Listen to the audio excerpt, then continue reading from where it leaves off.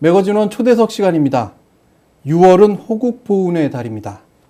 조국의 독립을 위해 일본 제국주의의 반대를 표명하고 갖은 고초 속에서도 신념을 지킨 삶을 살아가신 독립운동가들을 다시 살펴보고 그 뜻을 기리는 달이기도 합니다. 최근 구국과 개벽의 길을 찾다 선산 변중선의 출판을 기념하는 학술대회가 원광대학교 숭산기념관에서 개최되기도 했습니다. 대한민국 임시정부의 일원으로 독립운동을 주도하며 구국과 개벽의 길을 걸었던 선산 변중선 선진에 대해 알아보겠습니다. 원불교 민족운동과 독립운동을 30년간 추적하며 연구해온 원불교 사상연구원 박윤철 원장님을 스튜디오에 모셨습니다. 반갑습니다. 반갑습니다. 예. 30년간 민족운동과 독립운동, 특히 원불교와 관련된 운동사들을 종합해 오셨습니다. 네네. 관심을 갖게 되신 이유가 궁금해요. 네네.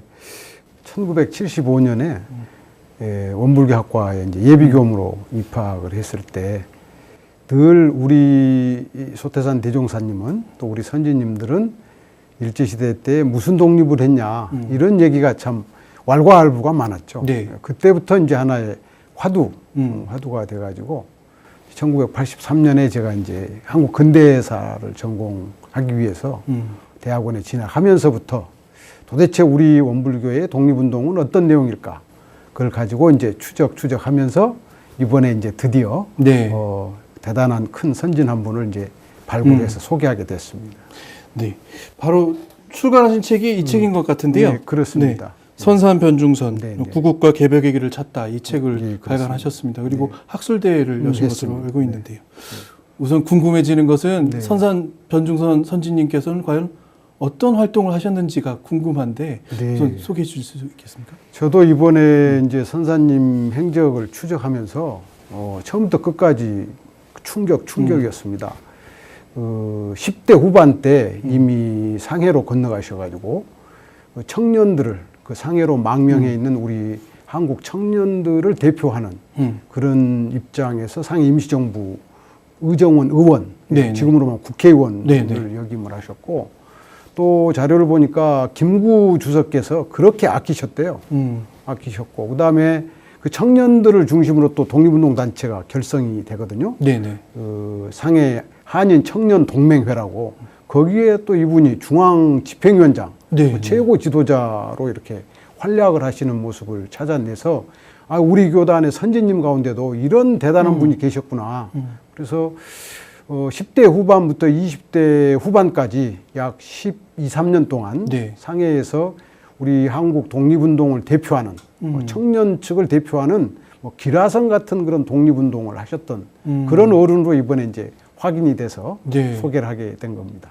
조금 아쉬운 걸 제가 좀 여쭤보면 네. 항상 우리 독립운동을 하셨던 독립운동사들이 네. 어느 일부분은 좀 가려지고 늦게 그렇습니다. 발견되고 그렇습니다. 이런 과정들이 있는 것 같은데 혹시 그런 과정이 있는 분인가요? 아마 선사님의 경우도 네. 이제 국내로 이렇게 감옥에 잡혀오셔서 한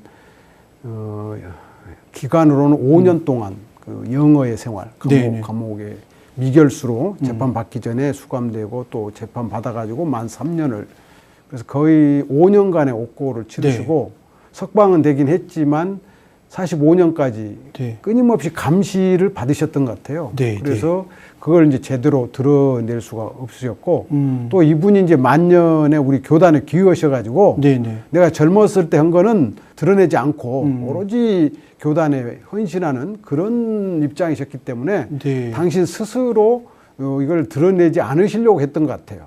그걸 이제 늦게나마 이제 저희들이 그 유족 되시는 동생 되시는 이제 몽타원 변성욱 교무님과 그분의 또 그 의술의 가르침을 받으신 춘산 김춘택 교무님의 도움을 받아서 뒤늦게 이렇게 이제 발굴하게 된 겁니다. 어찌 보면 가장 먼저 우리가 알고 있어야 하고 그렇습니다. 빨리 발견을 했어야 하는 일인 것 같은데 최근에 들어서야 이렇게 두드러지게 나오는 것들이 조금 말씀드리도 좀 아쉬움이 많은 것 같습니다. 어떻게 그러면 선산 변중선 우리 선지님께서 원불교하고 이면을 맺으셨는지도 좀 궁금한데요. 지금 이제 기록에는 없지만 그 일제시대 때 우리 회상의 이름이 이제 불법연구회잖아요.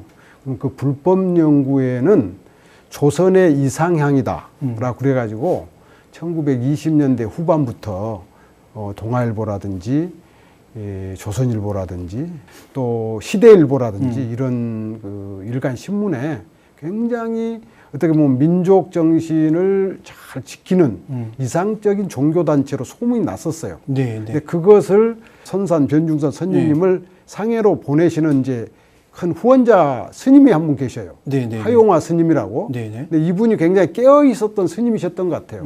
그래서 정확한 기록에는 안 나오지만 그 하용화 스님이 불법 연구에 대한 어떤 좋은 생각을 일제시대 때 갖고 계셨던 것 같고, 그런데 그 당시만 해도 불교가 아직 큰 역할을 할 수 없으니까 선사님을 이제 상해로 유학 보내시고, 그 뒤로 이제 국내로 이분이 들어오셔가지고 그 하용화 스님하고 늘 교류를 하시게 되는데, 불교의 미래는 원불교에 있다라는 말씀을 늘 하셨대요. 하용화 스님이. 그래서 아마 그 말씀을 늘 마음에 새기고 계셨다가 1950년대 후반부터 그 광주의 제가 불자들, 제가 불교 신자들의 단체 대표로서요. 광주 선우회라고. 그거 하시다가 이제 그 하용화 스님의 강력한 권유로 1960년대 후반에 드디어 이제 우리 회상으로 전격적으로 이제 귀의를 하셔서 큰 역할을 이렇게 이제 맡게 되십니다. 우선 불교에 대한 관심이 많으셨어요. 젊었을 때부터. 그리고 나서 불교를 연구하시면서 원불교도 알게 되셨고, 물론 이제 해방 이후에 60년대에 입교는 하신 것으로 되어 있군요. 그 이후로는 전남대학교 문과대학교 교수로 활동하신 것으로 그렇습니다. 알고 있습니다. 또 한국 독립운동 약사라는 독립운동과 관련된 이 책도 쓰신 것으로 알고 있는데, 해방 이후에는 어떤 활동을 하셨는지도 궁금합니다. 그러니까 이제 이분이 상해에서 10년 이상 독립운동을 하시다가 그 당시에는 이 일본 제국주의를 물리치고 우리 조국의 독립을 쟁취하려면 이거는 힘으로 싸워야 된다. 이제 그걸 저희 역사학께서는 무장투쟁론이라고 그러거든요. 아마 그런 쪽의 생각이 강하셨던 것 같아요. 그러다가 이제 그 책임이 중하니까 그 때문에 이제 일본 경찰에 체포돼서 아주 고초를 겪으시고, 그 뒤로는 이제 어떻게 할 수가 없는 거죠. 감시를 당하시고. 그렇게 해서 이제 해방이 되시고 나셔서는 이분이 이제는 시대가 달라졌기 때문에 그런 뭐 힘으로 하는 독립이 아니라 정신적으로 어떤 사상적으로 철학적으로 우리나라가 이게 좋은 나라가 돼야 된다라는 그런 생각을 하셨던 것 같아요. 그래가지고 1947년에 이것도 아주 대단히 충격적인 내용인데 화순군에 이서면이라는 데가 있습니다. 무등산 뒤편에 아주 산골짜기예요. 거기에 이서북 초등학교를 설립을 하세요. 초등학교를? 전 재산을 뭐 기록에 따르면 3,000평의 대지를 다 제공하셨다고 그럽니다. 그러니까 교육을 통한 뭐랄까 교육 입국, 교육을 통한 새로운 나라의 건국 이런 쪽에 이제 초점을 옮기셔가지고 거기에 헌신하시고, 그 뒤로는 이제 또 대학 교육에 이분이 뜻을 두셔가지고 여러 군데 대학에 강사로 계시다가 1955년부터는 이제 정식으로 전남대학교 물리과대학에 교수로 임용되셔서 1968년까지 약 한 14년 동안 그 고등교육의 인재를 양성하는데, 그러니까 교육 입국, 교육을 통한 진정한 독립을 위해서 온 헌신을 다 하신 역사로 이렇게 확인이 되고 있습니다. 일경의 감시하에 정말로 얼마나 답답하셨을까요? 그리고 사람 만나는 것이 얼마나 그립고 그러셨을 것 같고요. 그래서 해방 이후에는 정말로 교육에 매진하면서 후진 양성을 하셨다는 말씀 하셨고요. 원불교 회상에 투신하시면서는 주로 어떤 활동들 우리하고 함께 하셨는지. 우선 제일 먼저 기억을 해야 될 것이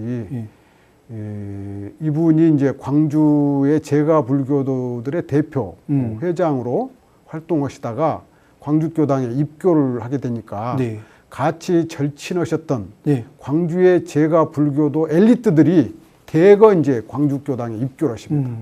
그래서 그 인연들로 저희 이제 1970년대, 80년대에 중앙교회의 의장을 하셨던 김경원 회장님 같은 분이 그 인연으로 들어오시기도 하고, 또 이제 삼성과의 그 인연들이 송예성 종사님이라든지 김혜성 종사님 같은 분들이 사실은 선사님의 원불교 귀의 그 계기로 이렇게 들어오셔서 광주 전남 지역의 이제 교화에 큰 우선 공을 세우신 것이 확인이 되고, 그 뒤로 이제 전남대를 정년하시고 나서 이분이 사실은 이제 그 일제 감시하에서 아무것도 하실 수가 없으니까 네, 네. 32년부터 아마 45년 사이에 고창에 주로 은거하시면서 이 한의를 깊이 공부하셨던 것 같아요. 네, 그래서 이제 아주 재미있는 내용이 많은데 네. 그 여성들의 불임 치료의 대가가 되셨어요. 아, 네. 그래서 전남대 물리대 교수로 하시면서 계림동에 그 한약방 한의원을 갖고 계셨대요. 네, 네, 네. 그래서 전국에서 이 불임 치료로 유명하신 분으로 소문이 나가지고 네. 그 한약방 한의원 앞에 여관이 생길 정도로 그렇게 유명하셨다고 그럽니다. 네. 그래서 그런 이제 그 명의가 되셔가지고 원광대로 이제 오시면서 이분이 또 전남대에 있을 때 그 모셨던 그 총장님이 유기춘 총장님이 문교부 장관이 되셔서 네, 네, 네. 우리 초대 원광대 한의대 설립을 하는데 또 결정적인 역할을 네, 네. 하시고 그 다음에 이제 그때가 아마 60년대, 69년, 70년 이런 무렵이니까 저희의 이제 그 복지 분야라든지 의료 분야가 아직은 지금과는 좀 수준과는 다르잖아요. 그래가지고 중앙요양원 원장님을 하시면서 또 그 의술을 펼치시고 저희 교무님들의 건강을 돌보시는 역할, 그 다음에 법은사업회 초대 이사장 이렇게 해서 60년대 말 70년대 초에 저희 교단의 자선복지 봉공 분야에 큰 공을 이렇게 닦으신 그런 어른이십니다. 네, 저희하고 함께 하신 일도 정말 많군요. 한 가지는 아까 말씀하신 무장투쟁을 하시면 무도 강하시고 그러니까요. 교수도 대학 교수도 하셨으니 문도 강하시고 거기에 의학도 하셨으니 그러니까요. 과학도 통달하신 그런 어르신으로 생각이 됩니다. 최근에 선산 변중선 선진 출판 기념 학술대회를 개최하신 것으로 지난 알고 6월 있습니다. 1일 미글대전 마치고 오후에 성대하게 개최했습니다. 어떤 내용들이 쭉 발표되었는지 정말 궁금한데요. 기획 의도는 우리만 뭐 대단한 어른이라고 그러면 설득력이 떨어지잖아요. 그래서 독립기념관에 30년 동안 독립운동을 전공하셨던 그 박민영 수석연구위원이라는 분을 초빙해서 기조 강연을 부탁드렸어요. 그랬더니 우선 이분이 그 상해 임정 때의 독립운동 그 자체로만도 대단하고 이번에 이제 특별히 확인된 대단한 성과는 해방 이후에 그 일제시대의 우리 독립운동의 역사를 대학에서 최초로 강의하신 분이시다. 그리고 최초로 교재를 쓰셨다는 거예요. 이거는 지금까지 전혀 역사학계에 알려지지 않은 대단한 성과라고 아주 극찬을 맞이하지 않았습니다. 그게 아마 최대 이번 학술대회 성과. 그래서 아마 교과서에도 앞으로 그게 반영이 될 것 같습니다. 30년간 원불교의 독립운동사를 추적해 오셨다고 말씀을 처음에도 여쭙습니다. 1983년부터 일인 것 같은데요.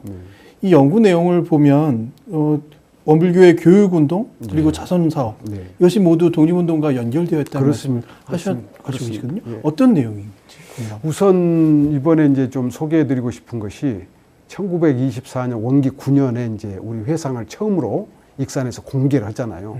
불법연구회 창립총회를. 그 무렵의 일이 지금의 익사를 조사를 해보니까 일본 식민 자본이 대거 침투에 들어와 가지고 일본인 농장 사무소가 익산시 그 이 시내 한 20-30개가 있더라고요. 그러니까 일종의 일본 제국주의의 소굴이었어요. 1924년 무렵에 일이 익산이라는 데가 거기에 이분이 불법용계 깃발을 딱 꽂는 거예요. 이게 호랑이 굴에서 총칼 들지 않는 어떤 그런 정신적 자립, 사상적 자립 이런 어떤 의미로 이분이 회상을 창립하고 계시구나. 처음에 이제 회상 창립 내용만 보면은 아무 의미가 안 드러나는데 여기가 일제 식민자본의 본산지라고 하는 사실을 그 한 4-5년 전에 밝혀냈거든요. 아, 그래서 이분이 총칼은 비록 들지 않았지만 엄청난 어떤 그런 그 숨은 자주 독립의 의지를 갖고 계셨구나라는 것이 이제 확인이 되고 흔히 말하는 호랑이 굴로 들어가신 거죠. 그렇습니다. 그렇습니다. 두 번째가 이제 조금 전에도 말씀을 드렸지만 그 일제시대 때 간행되는 동아일보, 조선일보, 또 조선중앙일보, 시대일보, 심지어는 일제의 기관지, 뭐 저 매일신보 이런 것들도 경성신문 이런 것들에도 보면은 이 불법연구회라고 하는 것이 그 조선 사람들이 뭐랄까 이렇게 쳐다보는, 존경하는 이상항이라는 그런 표현들이 이렇게 나오고 있고요. 또 그 당시에 이제 뭐 수해가 든다든지 자연재해가 많으면 아주 감동적인 이야기 하나가 있는데, 그 당시에 아마 정산 송규 종사님이 불법 연구의 익산 본관에 아마 지금으로 보면 교정원장 같은 그런 직책을 갖고 계셨던 것 같아요. 그때 아주 적은 돈을 수해 의원금으로 모아서 기탁하는 기사가 나와요. 그러면서 우리가 가난해서 이런 정도밖에 못 내지만 이 수해 의원금으로 재해에 시달리는 동포들을 건지면 좋겠다라는 그런 기사가 그 동아일보라든지 조선일보에 소개되고 있거든요. 그러니까 그런 부분들에서 보면은 가난한 조선 민중들의 정신적 의지처, 피난처, 또 어떤 뭐랄까 이렇게 조선 사람으로서의 그 자부심의 하나의 이상향으로서 이미 언론에 대대적으로 보도가 되어 있고, 최근에 이제 역사학계에서의 그 독립운동의 연구 방향은 독립운동 크게 두 가지가 있다. 총칼 든 독립운동과 총칼 들지 않는 독립운동. 그 다음에 정치적 독립운동과 정신문화 사상적 독립운동. 그런 점에서 이제 원불교는 총칼 들지 않은 정신문화 사상적 독립운동으로서 마땅히 평가해야 된다. 그래서 2007년부터 독립기념관에서 지금 주목하고 있습니다. 예. 방금 말씀하신 부분을 조금만 더 자세히 여쭤보고 싶은데요. 물론 우리가 한 번만 더 깊이 생각해 보면 알 수 있는 자료들을 대입해 보면 이 상황이 어땠는가를 한번 알 수 있을 것 같아서요. 익산은 그렇게 일본 자본의 총본산이었다고 한다면 정말 그 당시 일제하에 조선에서 어떻게 살아가는 것이 독립운동을 할 수 있는 방법이었을까? 현실적으로 물론 옥고도 치르겠지만 잡혀가지 않으면서도 이 도울 수 있는 방법은 과연 무엇이었을까? 이런 궁금점들이 생기거든요. 그러니까 대종사님이 그 원기 13년에 서울에 오셔가지고 구타원님이랑 육타원님 앞에서 약자가 강자되는 법문을 하시잖아요. 이때 약자는 우리 조선, 또 이때 약자는 우리 조선 가난한 민중, 그때 그 강자는 일본 제국주의, 또 그 일본 제국주의에 의해서 지배하는 어떤 세력들, 거기에서 그 강자가 좀 억울할지라도 때리면 맞아라. 종노릇 시키면 종노릇을 해줘라. 처음에는 제가 도저히 이해가 안 됐어요. 어떻게 부당하게 때리는데 참고 견디며 어떻게 부당한 종노릇을 하겠어요? 근데 이제 오래도록 이렇게 연말해 보니까 자기 안에 중심 철학이 있으면 가능하더라고요. 우리 대종사님은 예를 들어서 해외에서는 무장투쟁도 가능하잖아요. 싸우고 도망갈 수도 있으니까. 근데 국내에서는 무장투쟁은 그걸로 그냥 하루 한 번 하고 끝나는 거잖아요. 근데 하루 한 번 해서 독립이 되는 거 아니잖아요. 그쵸. 지속적으로 해야 되는 것이지. 그런 국내 상황에서 어떻게 해야 이 민족이 자립하고 정말 정신적으로, 철학적으로, 사상적으로, 문화적으로, 그래서 결국은 정치적으로 독립이 가능하겠냐. 그러면 안에 철학을, 중심될 철학을 깨어나야 되는 거잖아요. 우리 대종사님이 평생 하셨던 독립운동이 바로 조선 민중으로 하여금 깨어나라. 철학을 가져라. 자기 중심의 철학을 세워라. 그게 이제 우리의 인생의 요도고, 공부의 요도고, 훈련법이고, 이걸 영어로 임파워먼트라고, 자력양성. 이거 빼놓고 어떻게 독립운동을 얘기할 수 있겠냐. 이렇게 결론이 이게 도달하게 되더라고요. 외재적인 어떤 힘의 충돌을 통해서 무력 강전하는 것도 중요하지만 내부적인 힘을 그렇습니다. 아주 내실을 가득 그렇습니다. 채워야 한다는 그 그렇습니다. 말씀이 대종사님이 말씀이셨다는 말씀을 하고 계십니다. 이 부분은 좀 궁금하기도 한데요. 자료를 30년간 추적하시면서 정말 어렵지 않았을까 생각합니다. 많이 어려웠죠. 남아있는 자료가 거의 없을 것도 같고 또 전쟁으로 소실된 것도 매우 많을 거란 생각이 듭니다. 어떤 고생들 하셨나요? 그 역시 계속하는 데서 어떤 뭐랄까 비법이라고 그래야 되나 또는 어떤 이렇게 응해주는 호응해주는 것이 생길 것 같아요. 뭐 1, 2년 이렇게 하게 되면 끝나버리지만 10년, 20년, 30년 하니까 소문이 나잖아요. 박윤철 교무는 한나를 가지고 지금 우물을 파고 있다. 그래서 최근까지 이제 우리 선진님들 가운데 독립운동을 하신 분들이 한 10분 정도 확인이 됐어요. 그래서 이제 추적을 해보니까 자료들이 남아있어요. 재판문서도 남아있고, 예를 들면 이제 정산종사님 아버님, 구산 송벽조 선진님의 그 재판문서가 사상 휘보라든지 또 지금 국가기록원에서 확인이 되고 있고, 또 그 대종사님 당대 때 아주 김제 지역에서 대단한 그 농촌 계몽 운동을 하시면서 활약을 하셨던 영산 박대환 대봉도님 계세요. 그분도 재판 문서가 최근에 이렇게 네, 발견이 됐고, 그 다음에 이제 이대 불법연구회 회장, 네네. 총재는 대종사님이셨고, 네네. 그분이 이제 경산 조성광 선생님인데, 네. 이분은 동학혁명 때 이제 참여했던 기록도 나오고 있고, 또 김제 지역에서 3.1 운동을 주도했던 기록도 나오고 있고, 네네. 그래서 한 10여 분의 기록이 이제 한 20, 30년 추적하니까 하나씩 드러나고 있습니다. 최근에 동학으로 가는 길이라는 책을 또 저술하셨어요. 아, 예. 최근에 네네. 좀 교양서적 같은 책을 냈습니다. 동학 연구에 이 자료를 출간하겠다고 생각하신 이유가 있을 것 같은데요. 있죠. 네. 동학의 동이 네. 조선, 우리나라, 한반도 거기에서 세계 모든 사람들이 끄덕끄덕할 수 있는 학문, 철학을 하자는 게 동학이더라고요. 그리고 이 동학에서부터 그 뒤에 우리나라의 어떤 근대 사회를 만드는 어떤 정신적인 어떤 운동이라든지 종교라든지 사상이 그 동학에서부터 비롯됐더라고요. 공부를 해보니까. 그래서 이제 대학원에 사실은 이제 뛰어들어서 계속 그 동학을 제대로 해야 네. 사실은 우리 근대 독립운동도 제대로 바뀔 수가 있겠고 원불교의 어떤 정신적 뿌리도 세상 사람들에게 쉽게 설명할 수 있겠다. 그래서 이제 계속 공부를 해왔습니다. 동학으로 가는 길이란 네. 책을 발표하시는 콜로키움 자리에서 네.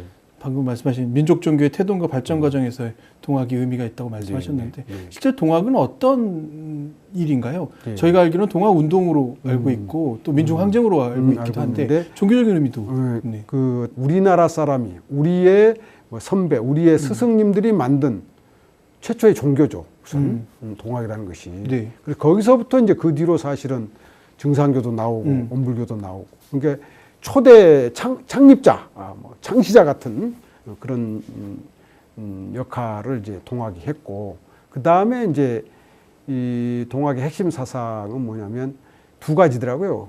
하나는 모든 사람은 자기 안에 가장 거룩한 우리 불교나 원불교 말하면 법신부를 모시고 있다. 네. 기독교로 말하면 하나님을 모신 존재다. 네, 네. 그 사람이 높은 사람이든 낮은 사람이든 돈 많은 사람이든 적은 사람이든 네. 남자든 여자든 어린이든 늙은이든 그러니까 모든 사람들이 하늘님을 모신 존재니까 다 평등하다는 거죠. 그걸 시천주 사상이라고 하는데 네. 시천주 사상의 바탕은 만민 평등을 부르짖은 사상이고 그래서 그 신분제가 남아있던 그 조선 말기에 그 신분제에 시달리던 민중들이 다 동학에 들어가는 것 같아요. 네. 그 다음에 이제 그 만민 평등의 사상, 시천주 사상을 더 확대 해석 실천하신 분이 이제 이대 그 해월 선생님이신데 최시영. 네. 이분은 천지 만물도 시천주한 존재다. 아. 원불교로 말하면 처처불삭 사사불고. 네. 네네. 그래서 동학에서는 물물천 사사천 그래요. 물물천 사사천. 그게 이제 우리 원불교로 와서는 처처불삭 사사불고가 거의 같은 의미더라고요. 그래서 이 원불교 이전에 일종의 이제 구약과 같이 그런 어떤 성구적인 가르침을 먼저 이 동학이 제시했구나. 그래서 우리 근대 한국에서 일어나는 모든 민족 종교라면 민족 종교. 저는 이제 그걸 좀 넓은 의미로 개벽 종교라고 그러자고 그러는데 네. 그 개벽 종교의 원조로서 의미가 동학이 이제 제일 큰 거죠. 원조로서의 의미를 발견하신 거예요. 사실 이 내용을 조금만 더 생각해 보면 그 시기에 민주적인 생각을 하고 만민 평등의 사상을 그렇습니다. 부르짖는 그런 국가나 민족이 가장 많지 않은 것으로 생각되거든요. 그 일이 정말 선도적으로 이 사상들이 우리 안에서 태동하고 있다는 것은 상당히 놀라운 사실일 수밖에 없는데요. 이걸 제대로 좀 알아야 되겠는데. 이제 많이 관심들을 갖게 되시는 것 같고 최근에 놀라운 변화 중에 하나가 저희 지금 대한민국이 그야말로 어변 송룡의 단계로 가고 있잖아요. 남북우 문제도 좋은 방향으로 풀리고 있고 그 남북우 문제가 풀리면 아마 세계적인 뭐랄까 이렇게 풀어야 될 어떤 그런 문제들도 함께 풀려갈 그런 지금 시기를 맞고 있는데 그것을 만들어낸 그 원동력이랄까 원천이 사실은 작년에 촛불혁명이잖아요. 그런데 그 촛불혁명의 뿌리 이 샘물이 어디냐? 많은 사람들이 동학혁명이 있다, 동학사상이 있다 이렇게 생각을 해서 지금 시민사회에서 사실은 동학 공부 바람이 대대적으로 불고 있어요. 굉장히 바람직한 현상이고, 아마 이제 동학 공부를 하다 보면 그 동학의 어떤 꿈을, 그걸 이제 개벽의 꿈이라고 저는 그러는데, 온통 그대로 지금 살려내고 있는 현장 종교가 우리 원불교잖아요. 네, 그러니까 네. 당연히 그 다음 단계로는 이제 원불교에 대한 관심이나 연구가 활성화되고 활발히 전개될 것으로 지금 예측이 되고 있습니다. 흔히 대한민국의 건국의 시초는 3.1운동부터 시작해서 그렇죠. 임시정부로 넘어간다고 생각하는데 네. 3.1운동도 결국 동학의 뿌리죠. 네, 뿌리를 두고 있다고 생각이 듭니다. 민족, 종교, 역사, 독립운동 계속 30년간 연구하셨으니까 자료도 어느 정도 계실 것 같고 네. 이걸 정말 더 해봐야겠다고 생각하시는 그런 계획들이 계실 것 같아요. 그렇습니다.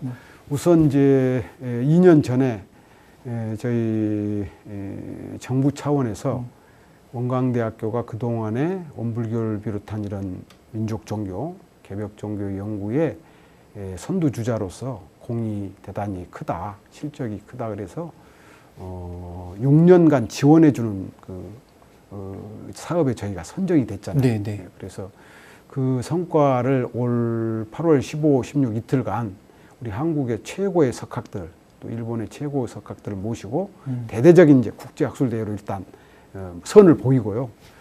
그 결과를 가지고 계속 앞으로 5년간 연구를 해나갈 예정으로 있고, 그 다음에 이제 독립운동과 관련해서는 지금 기초자료 수집이 거의 끝났습니다. 그래서 후반기에 저희가 준비를 해가지고 역시 이것도 저희끼리 오면은 자기들 집안잔치라고 그러니까 네. 학계나 이 시민사회에 뭐랄까 공증을 받을 수 있는 그런 절차를 밟으려고 그래요. 그래서 그 연구재단의 지원 사업에 응모를 해가지고 내년에 꼭 선정이 되도록 해서 대대적으로 한번 원불교의 어떤 독립운동의 내용과 그 특징과 또 그것이 갖는 가르침을 또 내년 후반기에 3.1운동 100주년도 있고 그러니까 네. 대대적으로 이렇게 조명해 갈 그런 계획을 세워놓고 있습니다.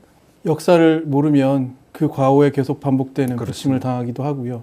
또 역사를 통해서 현재를 읽고 미래를 예측하는 것이라고 생각하는데 역사를 제대로 알기 위한 노력들은 최근에 들어서는 좀 많이 늘어나고 있는 것 같긴 합니다만 그래도 아직 일반인들에게 혹은 학생들에게 좀 부족한 것이 아닐까. 우리 교육제도 안에서도 역사를 바라보는 시각이 조금은 뒤처지는 것 아닐까 생각도 듭니다. 교수님이시니까요. 생각하시기에 우리가 어떻게 역사를 바라보면 좋겠다라는 그런 제언도 하실 수 있을 것 같은데요. 지금 제가 이제 그 근현대사학회, 한국근현대사학회 회장을 맡고 있는데 아쉬운 부분도 있죠. 분명히 있지만 예를 들면 이제 1945년 당시, 그다음에 1960년에 우리 이제 선사님이 한국 독립운동 약사를 쓰셨거든요. 네. 그때는 이분이 최초고 전남대가 최초의 강의를 개설했던 시기입니다. 다른 데는 없었죠.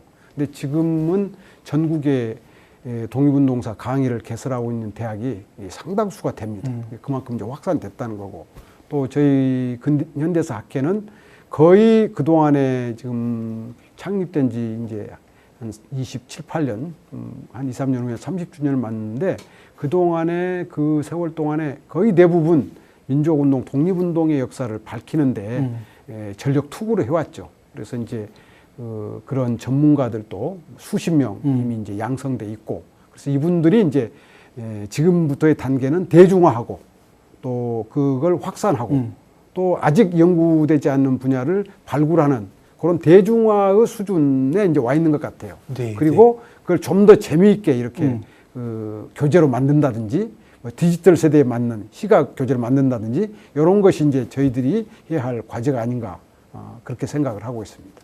곧 6.12 북미 정상회담이 개최됩니다. 그렇습니다. 올해 정말 우리 민족의 역사 가운데 이렇게 세계 무대에서 주도적인 역할로 남북의 평화를 얘기하고 통일을 얘기할 수 있는 시기가 있었던가라고 되짚어 볼 수밖에 없는 것 같고요. 과거를 비춰보면 우리가 상당히 외세에 의해서 우리 스스로 결정하지 못하는 일들을 많이 겪어오는 것들을 때로는 포기하기도 하고 지났던 세월이라고 생각이 됩니다. 지금 이 시기도 물론 우리가 완벽하게 우리 힘만으로 어떻게 할 수는 없는 시기인 것 같습니다만 어떤 변혁점에 와 있는 것 같거든요. 그렇습니다. 과거의 역사를 비춰보면 지금을 어떻게 읽을 수 있을지 말씀해 주실 수 있을 것 같습니다.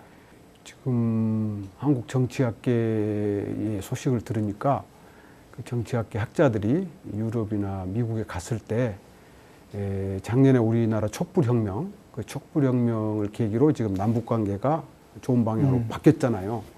이걸 서구의 정치학 이론은 설명할 수가 없답니다. 네. 그래서 지금 많은 서구의 정치학자들이 우리나라의 이 민주주의를 연구하기 위해서 지금 관심을 갖고 있대요. 근데 그걸 누가 만들었을까? 우리 지금 한 사람 한 사람들이 만들어냈잖아요.